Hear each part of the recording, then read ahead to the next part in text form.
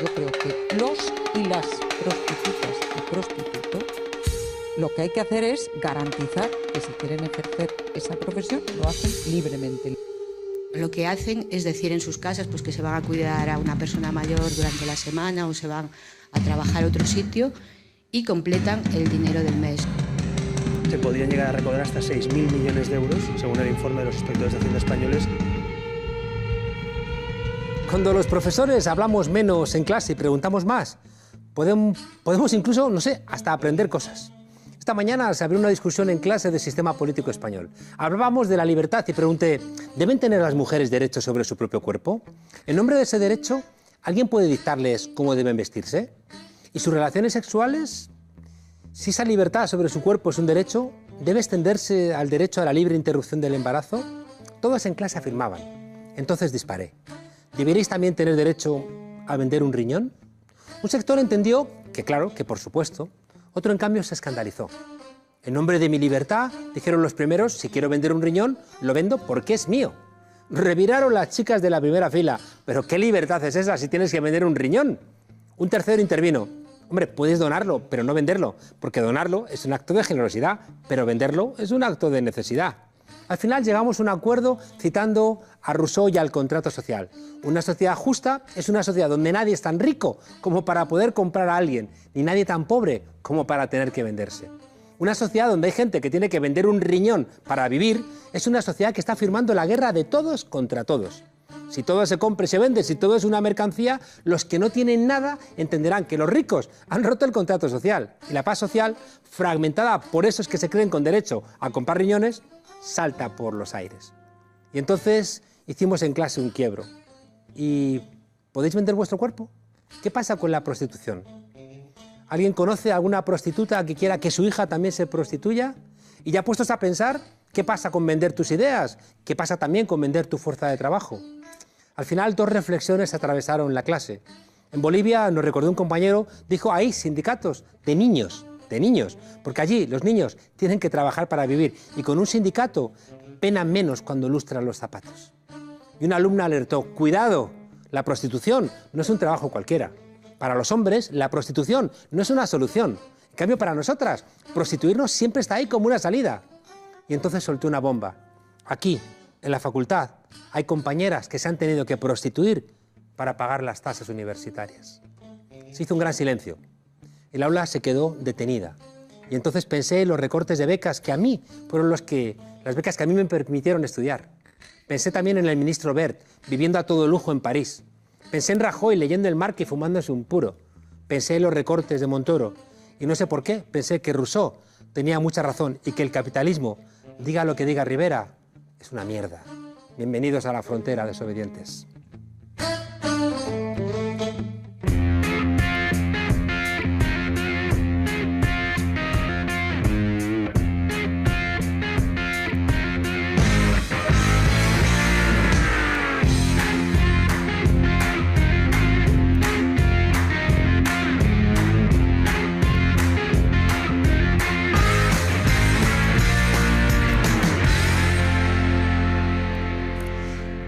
Nuestro invitado esta noche cree que en la gente ordinaria anidan posibilidades extraordinarias y cree que la vida tiene tanta fuerza que te puedes reír de ella y te puedes llorar de ella.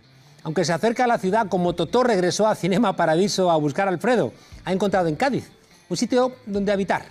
Harto de que le contaran el mundo desde Londres, desde Nueva York o desde Tokio, en ese rincón del sur ha descubierto una voz propia, cargada de orgullo, de dignidad y de extrema sabiduría. Es, qué curioso, la voz del pueblo, que merece ser escuchada. Hoy aquí en la frontera, el director de cine, Manuel Iborra. Manuel, un placer tenerte aquí esta noche. Un placer para mí estar aquí. ¿Qué le pasa a Cádiz, que tiene esa cosa tan local y también tan universal? Pues no sé, yo cuando comento la idea que tengo en Cádiz, se ríen bastante de mí. Yo pienso que debe haber, bueno, o en la cultura o en la transmisión oral o en la sangre de los gaditanos, claro, es que Cádiz es muy antigua, ha pasado por allí mucha gente. Y a mí me da la impresión de que, igual que en otras ciudades desaparece todo, en Cádiz se conserva. Y hay una mezcla muy singular, bueno, tú conoces Cádiz, ¿no? hay una mezcla muy singular que a mí me llama mucho la atención de lo que has dicho en la entrada, ¿no? Hay mucha pobreza, mucho paro, pero al mismo tiempo hay un sentido de la dignidad enorme. Y si eso lo mezclas con unas grandes dosis de sabiduría, pero no solo la sabiduría esta que uno atribuye a la gente sencilla, sino que yo recuerdo una anécdota al principio del rodaje de la película, que estábamos esperando, me senté en un bar y se sentaron 5 señores de 70, 75 años. Y pensé, ¿hablarán de fútbol o hablarán del programa de televisión? Pues no, se pusieron a hablar de los fenicios, pero vamos, hablaban de los fenicios como si hablaran de unos familiares suyos, ¿no? Y eso pasa mucho en Cádiz. Yo creo que es una ciudad donde te encuentras el mayor número de gente interesante por metro cuadrado. Ahí hay una cosa curiosa, porque si le haces una transfusión a un alemán, no se vuelve gaditano, ¿no? Tiene que estar en otros lados, ¿no? Tiene que estar en algo que se va aprendiendo desde pequeño, ¿no? Que vas mamando en casa, pero también en la calle, ¿no? Son rincones que te van trasladando ese compromiso, ¿no? Con una historia y también ese compromiso con una manera de estar en el mundo. Sí, había una broma que hacía en la presentación una chirigota callejera de hace 2 años que se llamaba V de Babeta, que decía, es que los gaditanos cuando salimos en paritorio llevamos restos romanos y fenicios, ¿no? Y yo creo un poco en eso, ¿no?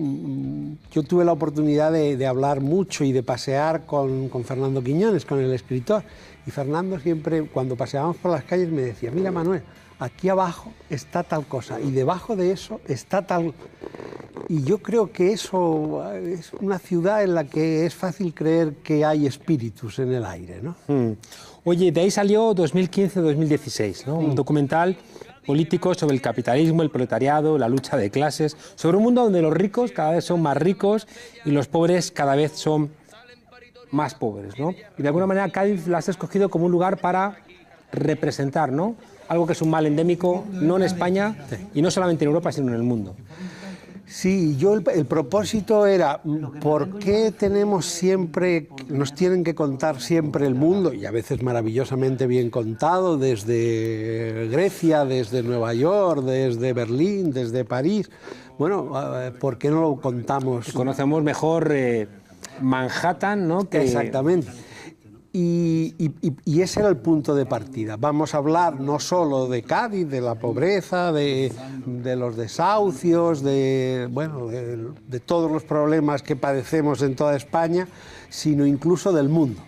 Y vamos a hablar desde Cádiz, ¿no?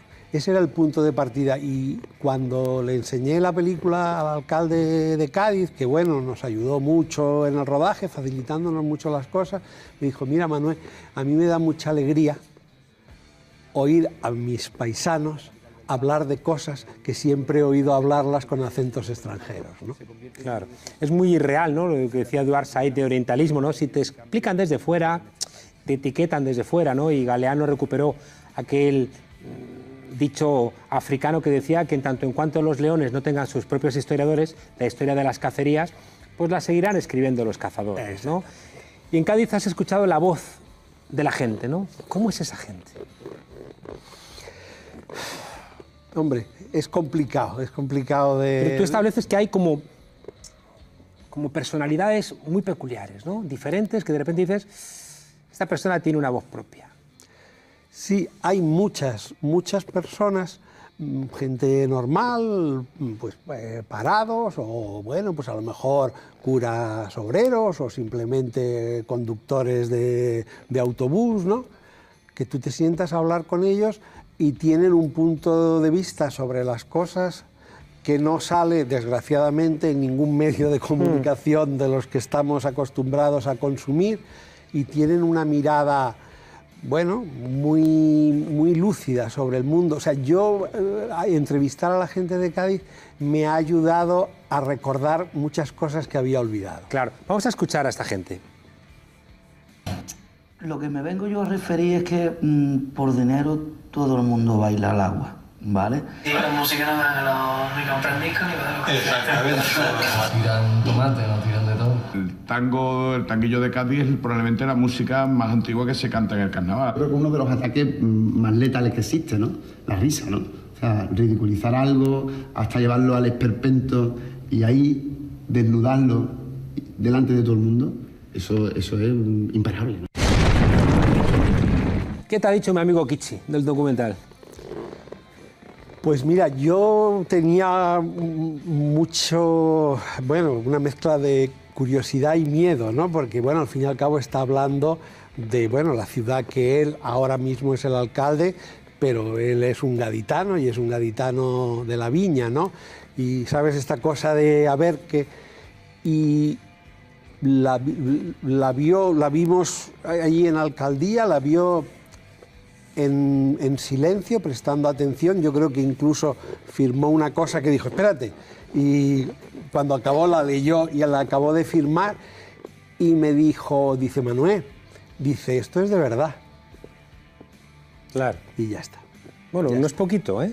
Bueno, no es poquito, bueno, porque a veces lo de verdad o sale muy espontáneamente o tienes que ensayar mucho. Sí. Él tiene esta cosa que tiene mucha gente en Cádiz, que habla muy clarito. Yo me acuerdo cuando dimos la película del carnaval, una película que hicimos sobre el carnaval callejero de Cádiz, la gente estaba aplaudiendo y me dijo, y yo, bueno, pues no quería salir a saludar porque, bueno, me parecía que era un poco...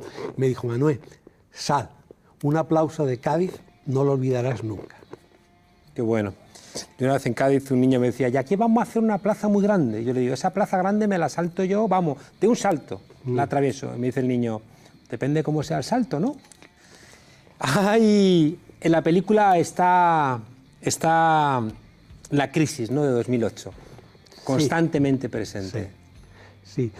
Claro, yo creo que forma parte de esa inmensidad de gente que desde el 2008 hemos asistido con una mezcla de perplejidad y asombro y de rabia a, bueno, claro, es una avaricia y un desprecio, ¿no?, del capital y de alguna parte de la clase política que yo había veces que yo decía, no es posible. Bueno, hoy hemos escuchado a Cristina Cifuentes, que lleva 22 años, ¿no?, en cargo político en el Ayuntamiento de Madrid, pero en el Partido Popular de Madrid, ¿no?, que es uno de los focos de corrupción, ¿no?, más importantes. Y ella parece que acaba de llegar, que no tiene nada que ver. Una de las cosas hermosas del 15M fue que la gente construyó un relato propio, ¿no?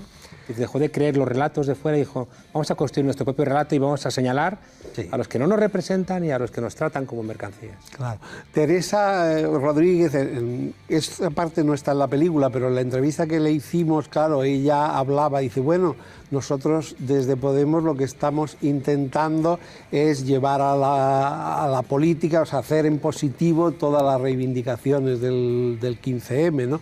Y bueno, también una de las razones de ir a Cádiz a hacer eso es porque, bueno, yo vi al alcalde, a mí no me gusta llamarle Kichi, yo le llamo alcalde porque es el alcalde de Cádiz, ¿no? Y yo lo vi en una entrevista, vi la foto y pensé que ese era el sitio, ¿no? Y bueno, no me equivoqué, porque es una anécdota que yo cuento siempre. Bueno, yo he rodado en Madrid, en Barcelona, y hay que pedir permisos, cuesta un dinero, todos son dificultades. Y yo me acuerdo el segundo o tercer día que estábamos rodando una manifestación feminista y pasó el alcalde. Bueno, estábamos ahí rodando, se acercó y dijo, ¿qué estáis haciendo? Digo, una película y política. O sea, pues si necesitáis ayuda me lo decís. Entonces, bueno, cuando se fue pensé, bueno, qué tío más amable, digo, pero eso debe ser la manera de ser de la gente de Cádiz, que no da. Pues no, era verdad.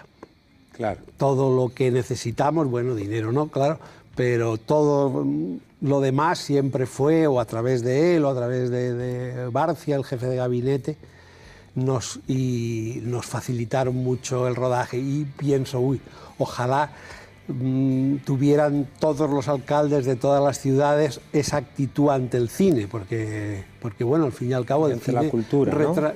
Hombre, por supuesto, ante la cultura. Pero, claro, al fin y al cabo las películas que se hacen retratan las ciudades y a la gente de las ciudades, ¿no? Claro, creo que es lo que te decía Teresa, es verdad que desde el comienzo, una cosa que yo creo que entendió bien Podemos era que tenía que escuchar esa reclamación cultural, ¿no? Sí. El 15M vino a aportar una mirada diferente, que ¿sabes dónde la he vuelto a encontrar? En la manifestación de las mujeres. Sí. ¿no? Esas mujeres que sola y borracha quiero volver a casa, ¿no? Y no el lema de siempre, el pueblo unido jamás será vencido, ¿no? En Cádiz fue maravilloso. Claro. Claro, entonces esa riqueza, ¿no? esa frescura que implica también una lectura del mundo diferente, unos ojos que ven el mundo diferente, un oído que escucha al mundo de manera diferente, que supongo que también coincide con lo que has captado en la película. Claro, a propósito de lo que tú dices, yo tengo 66 años, yo soy de esa generación que creíamos que el mundo había que cambiarlo y que había que cambiar la vida. Y yo sigo esperando que eso ocurra. No me quiero morir sin verlo. Bueno, ya has mantenido, también quería planteártelo, coherencia, ¿no? Incluso has hecho series de televisión, pero cuando uno revisa, ¿no? Han pasado ya, 20 años, ¿no? Sí, desde y Pepe más también, y Pepa, ¿no? Pepa y Pepe. Iba Pepa primero Pepe. y luego Pepe. Y uno, es verdad que uno revisa aquello y ve ahí cosas muy adelantadas, ¿no? De respeto a la diversidad, de respeto a la diferencia, de respeto a la cultura popular, ¿no? De una cosa muy lorquiana, ¿no? Es decir, el pueblo hay que darle lo que es del pueblo, ¿no? Y no hurtárselo, y hay que escucharle porque hay sabiduría en ese vivir en una casa que se parecía a la casa donde vivíamos la gente, ¿no? Bueno, yo me imagino que eso el mérito debe ser de mis padres. En mi casa no comimos pollo hasta lo que yo tuve 9 años, y yo me imagino que luego, por mucho que pase, eso lo llevas dentro. Yo veía aquella familia y decía, bueno, ahí estoy yo, ¿no? Los domingos había un pequeño extra, ¿no? cuando las casas lo permitían. Oye, estabas rodando todo esto y de repente se te cruzan los carnavales. Sí. Y ese proyecto deriva en otro, ¿no? En la fiesta de los locos, sí. ¿no? Que es una realidad antropológica. Cuéntanosla tú. Pues mira, la gente de Cádiz que nos ayudaba, bueno, se me ha olvidado decir una cosa que es importante, que es que yo esta película la firmo solo como montador, no la firmo como director, porque a lo largo del tiempo de rodaje de la película, que ha sido un rodaje con un equipo muy pequeño, ha habido mucha gente que nos ha ayudado, que ha ido, que ha venido, pero luego ha habido mucha gente de Cádiz que nos ha aconsejado, entrevista a aquel. Otros nos han dicho, entrevista a aquel y pregúntale sobre eso. Entonces, a la hora de firmar la película no me parecía que tuviera que firmarla yo. Y además son estas cosas que dices, es que antes, en los años 60, había muchas películas que se firmaban así, ¿no? Y ahora no, parece que el autor, bueno, esta cosa que, bueno, lo enlazo con lo de la fiesta de los locos. Yo la fiesta de los locos la empezamos a rodar, bueno, como Cádiz se para durante los carnavales, pues vamos a rodar algo de material, a ver si eso nos puede servir. Y bueno, fuimos rodando una cosita, otra, y luego cuando lo vi junto más o menos, dije, coño, aquí hay una película. Y además había una película sobre algo muy querido para mí, que es, bueno, la idea de cultura popular. Yo siempre, a pesar de que he pertenecido y probablemente pertenezco todavía a la industria del cine, no deja de ser una industria con un componente elitista, a mí la cultura de élite siempre me ha parecido como una forma de poder con todo lo malo que tiene el poder, ¿no? Esa cosa de que los poseedores de la cultura somos una clase superior, ¿no? Entonces, claro, el carnaval callejero es fantástico porque es gente que son cocineros, camareros, conductores de tranvía, médicos, policías, ensayan y gratis le regalan a la gente algo a cambio de una sonrisa. Algunas cosas no solo con gracia y con ingenio, sino con un talento deslumbrante. Yo cuando le mandé la película a mi amigo Resines para que me echara una mano en la postproducción, me dijo, ¿quién es esa gente tan buena? Hablándome pues de V de Babeta y de las Talegueras, de algunas de las agrupaciones, del Perchero, de Guatifó, y me dice, son actores. Digo, ¿qué coño? ¿Que van a ser actores? Que no puede ser. La gente llena de sabiduría. Y contrasta también, ¿no? Es como frente al teatro Falla, ¿no? Que es como el carnaval legal, este es el carnaval ilegal, ¿no? O alegal. Bueno, un historiador del carnaval, Alberto Ramos, yo prefiero utilizar sus palabras, dice, a ver, el carnaval del Falla es una parte del carnaval callejero que se ha metido en un teatro con unas normas y es un concurso. El verdadero carnaval es el de la calle. Estás defendiendo mucho frente a las tropelías de ingleses, franceses, alemanes, americanos, que dejemos de tirarnos piedras, ¿no?, sobre nuestro tejado, ¿no? ¿Eso significa que tenemos que hacer la vista gorda sobre salvajadas como la fiesta de los toros? Hombre, no. Hombre, lo de la fiesta de los toros es un tema bien complicado porque, bueno, hay Daniel López Marijuán, un ecologista de Ecologistas en Acción, que me decía, bueno, me lee la cartilla cada vez que hablamos de este tema. Yo lo que pasa es que con los toros a mí no me gusta. Creo que fui una vez a los toros y me fui porque, claro, es un espectáculo muy tremendo. Pero tengo un amigo del alma, compañero de colegio, que me ha sacado de muchos apuros, que cuando murió mi padre me hizo todos los papeles, que tomó la comunión vestido de torero. Entonces tengo ahí... Tienes ahí... Oye, yo siempre me preguntaba, Manuel, ¿cómo demonios traduces a Lorca al inglés? La noche se puso íntima como una pequeña plazuela. Sí. ¿Y tú has traducido las letras del carnaval? Sí. ¿A qué? ¿Al japonés? No te puedo creer. Sí, al inglés y al japonés, sí, claro. ¿Se puede? Bueno, claro, la traducción al inglés, a mí, yo sé poquito tirando, pero me parece muy buena porque han utilizado un inglés coloquial sin ir demasiado a argot. Y claro, del japonés no te puedo decir. La gente que se lo he dejado me ha dicho que está muy bien traducido, pero no... Pero la traducción al inglés, y me decía Alberto Ramos, el historiador que te comentaba, me decía, dice, esta traducción que han hecho, que es la primera que se ha hecho al inglés de las letras del carnaval callejero, dice, dentro de 20 años se estudiará en la universidad. ¿Seguro?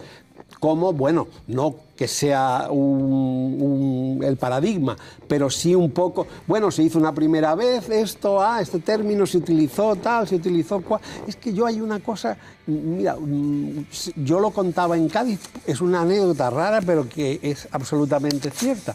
Cuando habíamos hecho un pase solo o dos de la fiesta de los locos, una noche me llamó un periodista danés desde Dinamarca.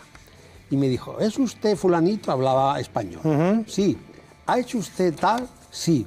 Yo no la he visto, pero yo he estado varias veces en el carnaval de Cádiz. Bueno, y me contó, bueno, era un experto. Y me dijo, el carnaval callejero de Cádiz, dice, es una de las fiestas más importantes de la cultura popular del universo.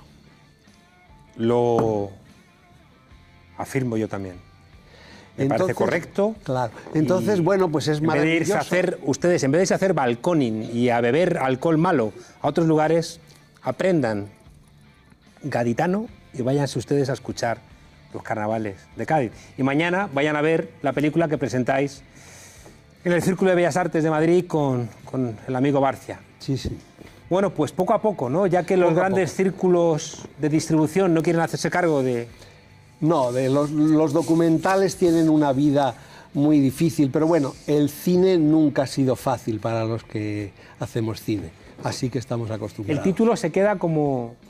Es que el título, a mí le comentaba a no sé quién, que cuando uno se hace mayor siendo director de cine, te sigue interesando el cine, pero cada vez más te interesa la antropología. Entonces yo creo que en último término esta película... Por eso se llama 2015-2016, que fue los años en los que fue rodada, será como un inventario de los gestos, el físico, el habla de los ciudadanos de Cádiz en el año 2015 y 2016, porque dentro de 30 años, que yo ya no estaré aquí, pero tú serás un tipo joven todavía, seguirá la gente viendo eso. Y yo creo que hay esa parte del cine, de la antropología, que... ¿Se aguantará? Hombre, Ahí nos vemos por Cádiz. Manuel, muchas gracias por estar aquí en la frontera, que es bastante gaditana, esta frontera. Muchas gracias. A ti. Y tú, Lolo, saca los tanques.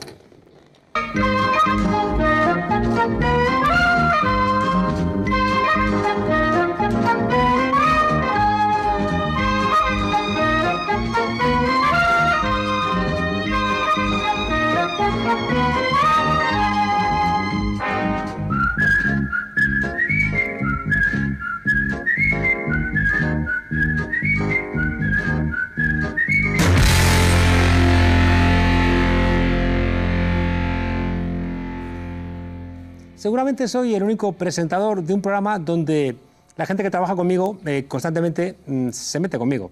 Pero no me importa, porque tuve una infancia relativamente feliz y lo aguanto. Quien no aguanta es el clima en nuestro país, ¿eh? Ha empezado la primavera, pero joder, qué frío. Lluvia, viento y además polen y alergias. Vienen días más largos y supuestamente un sol radiante, pero me temo que no para todos. El clima social sigue con sus borrascas y menos mal que viene Carmen Aroca a contárnoslo para que no pensemos que con un chubasquerito esto se cura. Carmen, adelante. Guarro, guarro, guarro. ¿Y ahora qué? ¡Hola! Buenas noches. Hoy ya empieza la primavera y mi pronóstico es que a quien más se le va a alterar la sangre... ¿A que no sabéis a quién? Pues al gobierno. El ciclón de los pensionistas sigue recorriendo España y las borrascas que entraron por Bilbao ya han invadido toda la península. Ni la lluvia impidió que los jubilados salieran a la calle este fin de semana. Pero este movimiento no se va a parar aquí y para abril se están preparando más salidas a las calles. Otros que están en pie de guerra son los empleados de Endesa, mientras que estos señores de las fotos, sí, estos, siguen embolsándose los beneficios y aumentándose los sueldos. ¿Sabéis lo que les dan a los trabajadores? Pues ajo y agua. Así que mañana se van a plantar delante de la embajada italiana y mi pronóstico para estos señores italianos, que ahora son los dueños de Endesa, para mañana, granizada. Y esta semana no llegarán los pedidos de Amazon. Los empleados del centro logístico en San Fernando de Henares van a estar 48 horas en huelga. Además, les piden a sus clientes que les ayuden y hagan boicot de pedidos estos días. A ver si todo sale bien y consiguen mantener sus derechos laborales para que puedan tener una primavera radiante. ¿Y qué les vamos a poner? Les vamos a poner un sol bien grande. El 24 de marzo llegan a Madrid las marchas contra la precariedad que están recorriendo toda España. Están pidiendo acabar con el paro, con la precariedad laboral y también con una renta básica, empleos dignos y defender el derecho a la vivienda. O sea, cosas que a todos nos interesa. Bueno, pues ya sabéis que nos vemos en las calles y si no nos encontramos me podéis enviar vuestras fotos a este número de WhatsApp 634-270-379. Hasta la semana que viene. Como nos ha contado Carmen, este sábado 24 vienen a Madrid, llegan la marcha contra el paro y la precariedad, que piden cosas que ya estaban reclamando en la Comuna de París de 1871. Vaya retrasito que llevamos. Hoy vamos a hablar de esto con Marta Sánchez de Ron, que está en la columna que viene desde León. Marta, buenas noches. Muy buenas noches, Juan Carlos, y muchas gracias por darnos cabida en el programa hoy. No, por favor, todo lo contrario. Perdonar la vocecita esta de Martín. Frío, ¿no? Es la nieve de San Rafael. Claro, hay una nevada allí de 3 pares de narices, ¿no? Y bueno, además es que como el gobierno aquí es del PSOE, pues en fin, el polideportivo donde estamos durmiendo esta noche es el peor con diferencia que nos hemos encontrado en cuanto a instalaciones. Pero si el PSOE está en contra del paro y la precariedad. La rima te la sabes. ¿Qué cosas me cuentas? Oye, ¿cuánta gente estáis en vuestra columna? Pues mira, desde que salimos el 9 de Pajares, que salimos una avanzadilla para León de unas 30 personas, se ha ido ampliando y casi todos los días entre 50 y 75 personas, teniendo en cuenta que hay gente que trabaja y tiene fines de semana. Y bueno, pero que por ellas, las 30 o 40 que estamos desde el día 9, llevamos a mucha gente en las piernas, Juan Carlos. Claro. A muchas que están en marcha todo el año. Claro. Oye, frío, lluvia, nieve... ¿Cómo reciben a los pueblos? Porque una de las constantes siempre de estas marchas, de estas columnas, es un enorme cariño de la gente, ¿verdad? Así es, como anécdota quizá la de Medina del Campo, que coincidió con la manifestación de las pensiones. Y bueno, allí fue muy emotivo porque a las 12 de la mañana pasamos por la plaza allí en Medina del Campo y bueno, pues entre aplausos, lágrimas, abrazos, mucha gente que va a bajar en autobús solamente para el día 24 a Madrid porque no ha podido hacer la marcha, ¿no? Pero bueno, estamos muy contentas y la verdad que desbordadas de la expectativa de la marcha. Ojalá verdaderamente sea la marcha definitiva contra el paro y la precariedad, ¿no?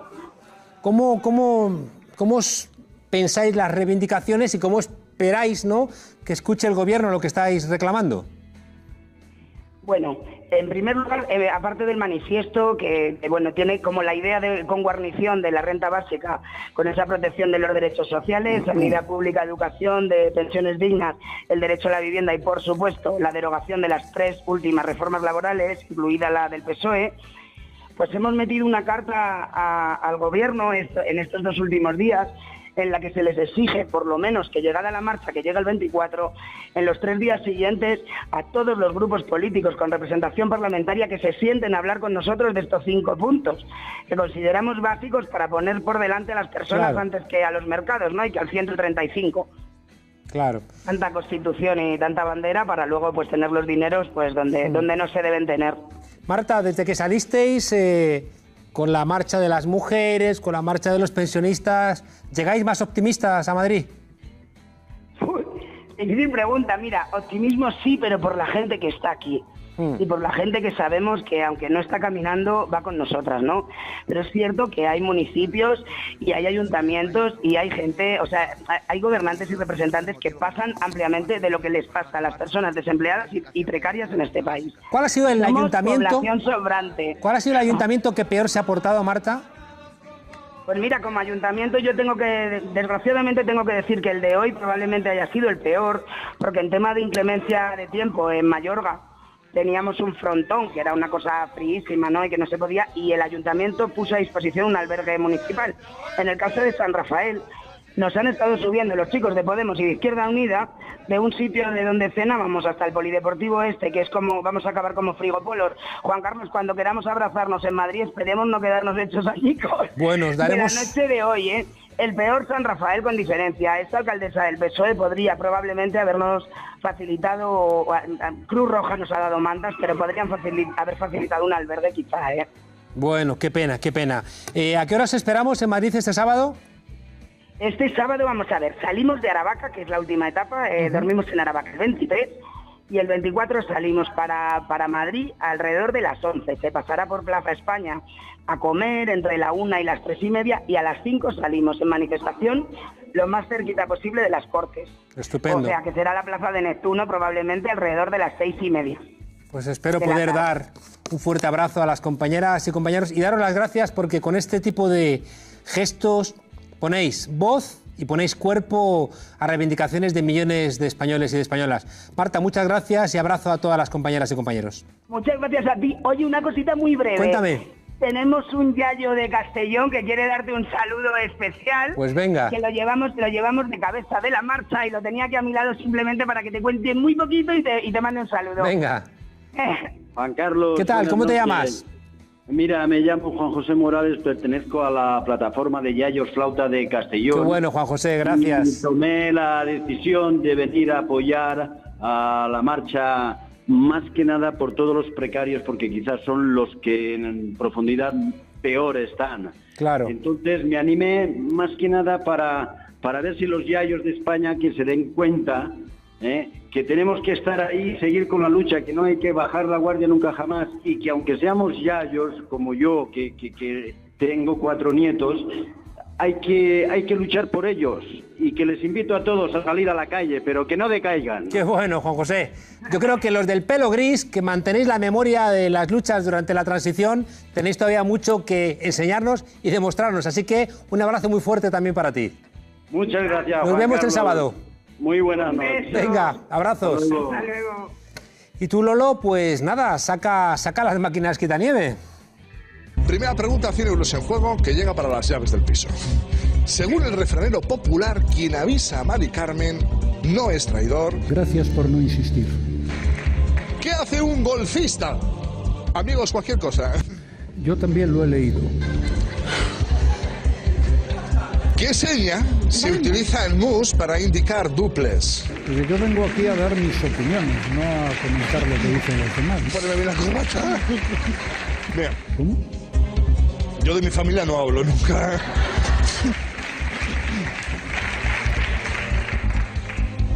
¿Qué es el punto G?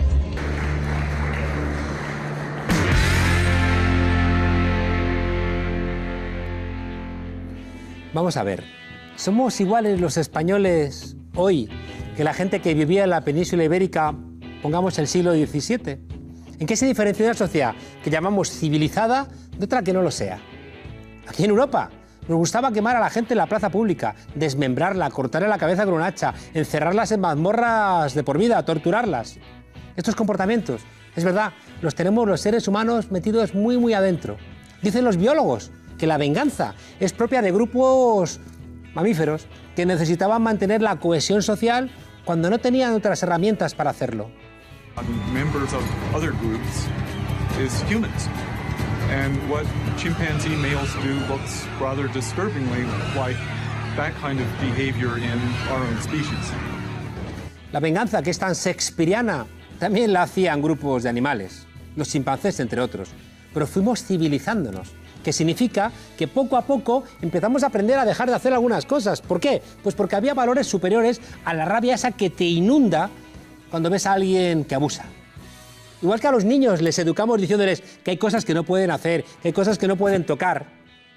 Cuando las sociedades van creciendo, dejan de hacer cosas que hoy miramos hacia atrás y nos parecen bárbaras, salvajes, brutales.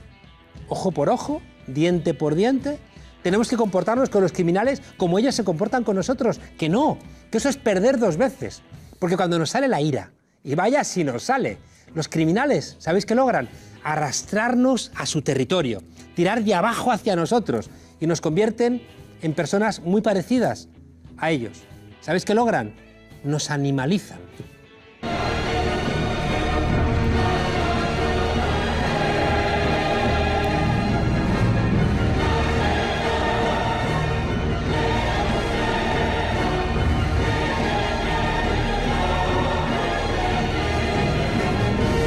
Lo decía Séneca, ¿damos coces a un asno que nos cocea? ¿Mordemos a un perro que nos muerde?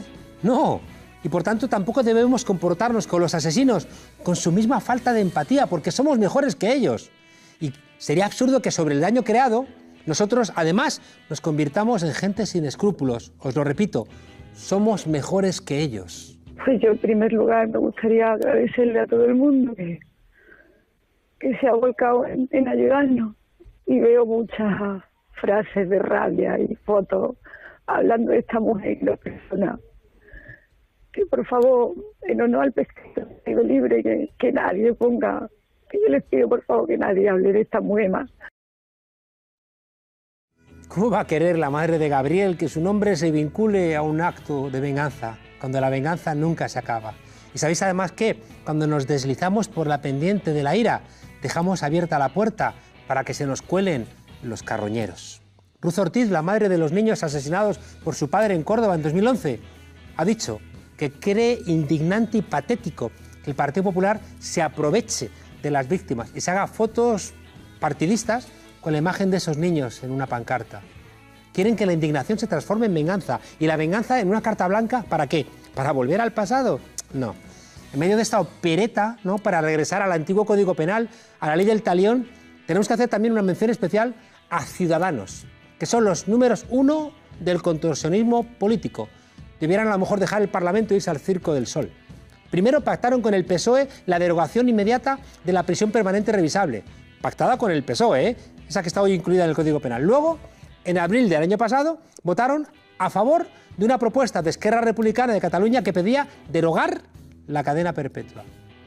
En cambio ahora, en plena operación, por lo menos en las encuestas del sorpaso al PP, vuelven a dar otro volantazo y para que no se les escape ningún voto, ¿no?, por la derecha, piden, resulta, la cadena perpetua. Claro, y 2 huevos duros, Rivera. ¿Tienes bizcochos borrachos? Sí, señor. Pues ponle a cada uno unas gotas de amoníaco. ¿Y también 2 huevos duros? Y también 2 huevos duros. Dice Rivera, esta es mi política penitenciaria, pero si no te gusta, pues nada, tranquilos que tengo otra. Milton Friedman, en su famosa doctrina del shock, planteaba que solo una crisis, cuando es real o cuando es percibida como tal, produce auténticos cambios. Cuando esa crisis sobreviene, las medidas que se toman dependen siempre de las ideas que están en el ambiente. La verdad de todo esto es que el PP y Ciudadanos están aprovechando el shock que tenemos los españoles ante crímenes horrendos, injustificables, para de repente ellos intentar justificar lo injustificable. Y así que llevan semanas enarbolando la bandera de la cadena perpetua y mintiendo a la gente. ¿Sabéis para qué? Para ver si son capaces de traer a España ese debate terrible que está alimentando la extrema derecha en Alemania, en Italia, en Francia. España no es así. Y por tanto, dejen de intentar ganar votos enfrentando a ciudadanos con otros ciudadanos. Su prisión permanente revisable, señores del PP y de Ciudadanos, lleva vigente 2 años y no ha impedido ninguno de los crímenes horrendos que el PP está ahora movilizando en las conciencias sin rubor ni vergüenza. Solo han conseguido una única condena, la de aquel padre que mató a sus hijas en Pontevedra en 2015. Hasta ahora, ese es su único logro. Creando una situación de alarma social, ¿sabéis qué ocurre? Que nuestra capacidad crítica se paraliza, se nubla nuestra mente. Y al final, ¿qué hacemos? Pues seguir la inercia de la mayoría. Por supuesto, convenientemente dirigida por la caverna mediática, que también agita estas barbaridades para hacer, mientras que unos caja con votos, ellos caja con la audiencia. Por cierto, los telediarios públicos cada vez parecen más un programa de sucesos. A ver si se nos mete bien el miedo en los tuétanos. En los últimos años el PP ha utilizado con habilidad la doctrina del shock para dar otra vuelta de tuerca a nuestro Código Penal y así tener una deriva autoritaria sin precedentes en una democracia. Así, los corruptos y los golfos, la sensación que tenemos es que disfrutan de total libertad, que pueden robar a manos llenas, que al final los bufetes de abogados van a permitir que se vayan a esquiar a Suiza, porque qué más da que robes en las arcas públicas, ¿no? Ahí no ocurre nada. Bien, si eres rapero, si eres titiritero, cuidadito, que puede ser condenado a penas de prisión y directamente entrar provisionalmente en la cárcel.